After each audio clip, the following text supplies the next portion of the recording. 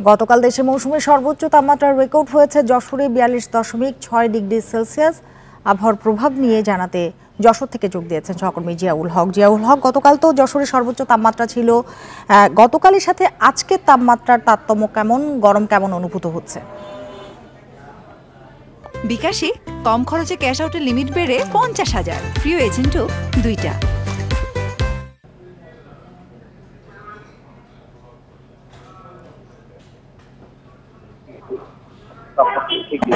উনচল্লিশ ডিগ্রি তাপমাত্রা উঠে গিয়েছে এখনো পর্যন্ত।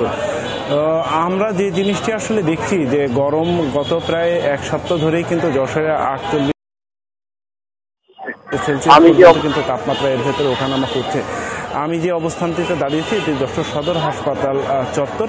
আমি যেটুকু দেখেছি যে শহর ঘুরে মানুষের আসলে সমাগম একেবারে নেই বললেই চলে। আর হসপিটালে যখন আমি এসেছিলাম তখন কিন্তু আমি এখানে দেখতে পেয়েছি বা এখানকার যারা কর্তৃপক্ষ আছে তারা আমাকে জানিয়েছেন যে গেল সপ্তাহ জুড়েই কিন্তু এই হসপিটালটিতে আন্তঃবিভাগ এবং বহির্বিভাগে জ্বর, সর্দি, কাশি নিয়ে অসংখ্য রোগী ভর্তি হয়েছেন এবং সর্বশেষ যে তথ্য সেই অনুযায়ী শিশু ওয়ার্ডে গত সপ্তাহে কিন্তু প্রায় 250 জন শিশু চিকিৎসা সেবা নিয়েছেন শুধুমাত্র যশোর সদর হাসপাতাল থেকে। আর ডায়রিয়া ওয়ার্ড থেকে যতটুকু জানতে পেরেছি গত 24 ঘন্টায় কিন্তু সেখানে 24 জন রোগীকে ভর্তি করা হয়েছে, কিন্তু স্থান সংকুলন না হয় অনেক রোগী যারা তুলনামূলক সুস্থ তাদেরকে আসলে চিকিৎসা সেবা দিয়ে তাদেরকে বাড়িতে অবস্থান করতে।